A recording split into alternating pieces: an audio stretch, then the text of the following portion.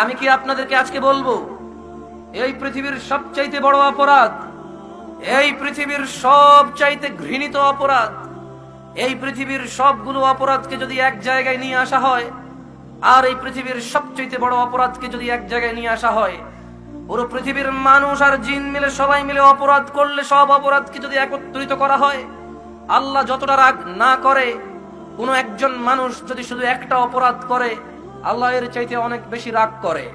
বলুন তো সেই অপরাধের নাম কি? আমাকে একটু বলুন তো ওই অপরাধের নাম কি যে অপরাধ করলে আল্লাহর ক্ষমা করে না? নাম কি বলেন তো? মাশাআল্লাহ, অনেকদিন পরে হলো একটা স্টেজ পাইছি যেখানে কিছু মানুষ বলতে পেরেছে। মানুষ সব অপরাধের নাম জানে, পৃথিবীর সবচেয়ে বড় অপরাধ, এই অপরাধের মানুষ নাম নিয়ে চর্চা করে না, এই অপরাধ নিয়ে মানুষ ভাবে না যে কি এমন অপরাধ যার রবকে রাগিয়ে দেয় চূড়ান্ত ভাবে, কি এমন অপরাধ রহমানের রহম কাজে দেবে না, কি এমন অপরাধ যা গফুরুল ওয়াদুদের ক্ষমার স্নেহকে ছাড়িয়ে যাবে। কি অপরাধ মানুষের জানা উচিত, মানুষের ভ্রুক্ষেপ করা উচিত যে তার রব কোন কাজে চূড়ান্ত ভাবে রাগ করে আর ক্ষমা করবে না ওই অপরাধ নিয়ে মারা গেলে। পৃথিবীতে বেঁচে থাকাটাই হচ্ছে বিলাসিতা।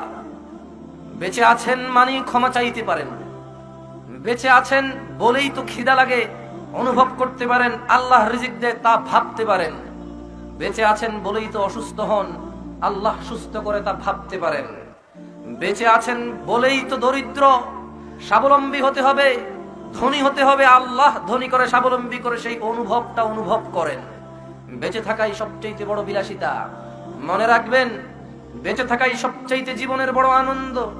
কারণ বেঁচে আছেন বলেই ক্ষমা চাইতে পারবেন, বেঁচে আছেন বলেই ক্ষমা চাইতে পারবেন, বেঁচে থাকলেই দুটা সিজদা বাড়তি দিতে পারবেন, বেঁচে থাকলেই 2 ওয়াক্ত সালাত বাড়তি পড়তে পারবেন, বেঁচে থাকলেই 2টা মানুষকে 2টা উপদেশ দিতে পারবেন, বেঁচে থাকলেই আল্লাহর নাম, আল্লাহর ধ্বনি গুঞ্জে উঠবে আপনার হৃদয়ে, আপনার মগজে, বেঁচে থাকলেই আল্লাহ এবং রাসূল প্রেমে নিজেকে মাতিয়ে রাখতে পারবেন।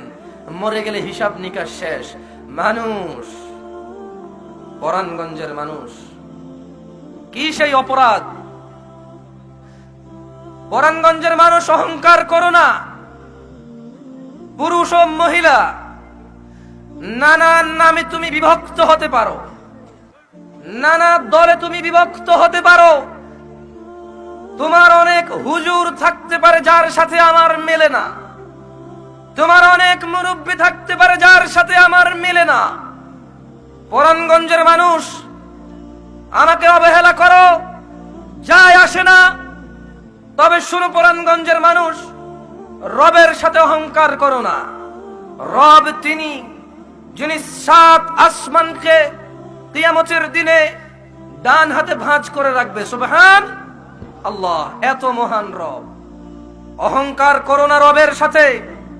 পরাণগঞ্জের মানুষ শুনো, আমি টেনে গানের মতো কথা বলি না, আমি মানি তুমি আমার কথা বোঝো না, আমি মানি তোমার কাছে মনে হয় আমি রাসূল প্রেমে প্রেমিক নই, আমি মানি তুমি এমনটা ভাবো, তাই ওয়াজ শুনতে আসো না, মাহফিল শুনতে আসো না, তাই তুমি কথাকে অবহেলা অবজ্ঞা করো। পরাণগঞ্জের মানুষ, তোমাকে অনুরোধ করে বলি, অহংকার করো না। ওয়াজ কে করছে দেখার বিষয় নয়, ওয়াজ কার করছে দেখার বিষয়। পরাণগঞ্জের মানুষ, যে যেখানে আছো, আমার আওয়াজ যার কাছ পর্যন্ত যায়, সবাইকে অনুরোধ করি বলি, স্টেজে আসতে হবে জরুরি নয়, জরুরি নয় আমার সামনে বসতে হবে। আমি আমার সামনে কয়জন বসে আছে ওর পরোয়া করে কথা বলি না। আমি তোমাকে ভালোবাসি, এই কথাগুলো বলছি। সেই চট্টগ্রাম থেকে এখান পর্যন্ত আসছি, আল্লাহর ভালোবাসায় কোনো মানুষ এত কষ্ট করে বলে আমার মনে হয় না। কেন জানি মনে হয় ওয়াজ মাহফিল একটা ব্যবসায় পরিণত হয়েছে, কেন জানি মনে হয় ওয়াজ উদ্যোক্তারা, ওয়াজের কমিটিরা এটা একটা প্রচলিত প্রথা মনে করে নিয়েছে, বছরে একটা হতে হবে। তা না হলে কি মানুষ এমন করে? 1 ঘন্টার ওয়াজ শোনার জন্য লক্ষ লক্ষ টাকা ব্যয়, 1 ঘন্টার ওয়াজ করার জন্য হুজুর 30 ঘন্টা গাড়িতে চড়ে আসে। এত কষ্ট কি আসলে মানুষ আল্লাহর জন্য করে, নাকি মানুষের কোনো স্বার্থকতা আছে? আল্লাহই ভালো জানে।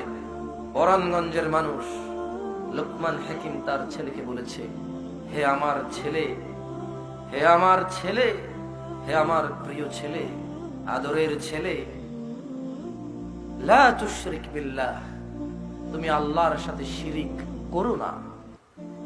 ইন্নাশ শিরকা লাযুলমুন আযীম, হে আমার ছেলে জেনে রাখো, নিশ্চয়ই শিরক সব চাইতে বড় অপরাধ। তিনি সাল্লাল্লাহু আলাইহি সাল্লাম বলছেন, আমি কি তোমাদেরকে বড় কবিরা গুনাহগুলো সম্পর্কে জানাবো? আমি কি তোমাদেরকে জানিয়ে দেব কোন কোন অপরাধগুলো সবচাইতে বড়? আমি কি তোমাদেরকে জানিয়ে দেব কোন কোন অপরাধগুলো সবচাইতে বড়? ক্বালু বালা ইয়া রাসূলুল্লাহ সাল্লাল্লাহু আলাইহি ওয়াসাল্লাম। সাহাবারা বললেন, জি রাসূল সাল্লাল্লাহু আলাইহি ওয়াসাল্লাম, আপনি আমাদেরকে জানিয়ে দিন।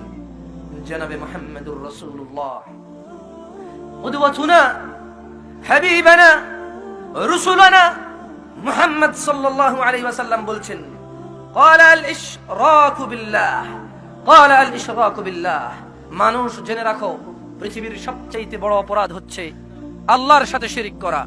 মানুষ জেনে রাখো পৃথিবীর সবচাইতে বড় অপরাধ হচ্ছে আল্লাহর সাথে শিরিক করা। ওয়া উকুকুল ওয়ালিদাইন, এবং পিতামাতার অবাধ্য হওয়া।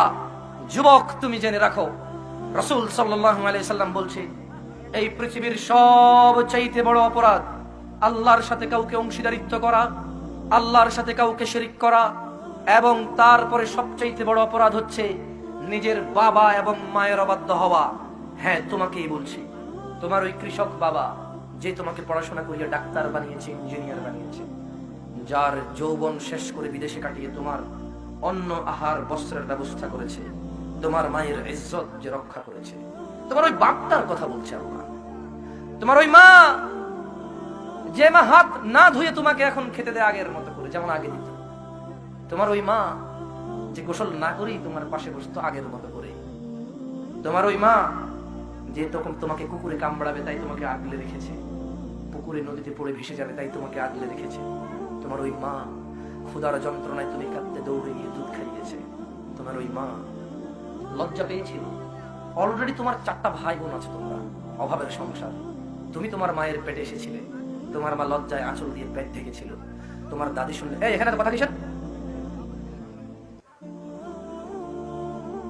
তোমার ওই মা যে তোমার দাদির ভয়ে পেট ঢেকে রেখেছিল, দাদিকে বুঝতে না পারে তুমি পেটে আছো। তোমার নানি, তোমার মায়ের চাচি, জেঠি সবাই বলেছিল, জুলাইখা আমি একটা ডাক্তার চিনি, 3 দিন ওষুধ খেলে চলবে, তোর এই পেট উঁচু থেকে নিচু হয়ে যাবে, তোর এই গর্ভপাত হয়ে যাবে, তুই সর্বনাশ থেকে বেঁচে যাবি, অভাবের সংসার আরেকটাকে থেকে খাওয়াবি। তোমার এই মা, তুমি পেটে এসেছো, খেতে পাইনি, কাজ করেছে, তোমাকে প্রসব করেছে। ওই মা যার কথা শুনে তুমি ভ্রুক্ষেপ করো না, যে তোমাকে কিছু বললে তুমি মর্যাদা দাও না, যে তোমাকে না করলে শোনো না, আদেশ করলে মানো না। তোমার রাসূল মুহাম্মদ সাল্লাল্লাহু আলাইহি ওয়াসাল্লাম বলছেন, পৃথিবীর সবচেয়ে বড় অপরাধ আল্লাহর সাথে শিরক করা। ওয়া উকুকুল ওয়ালিদাইন, নিজ বাবা এবং মায়ের অবাধ্য হওয়া।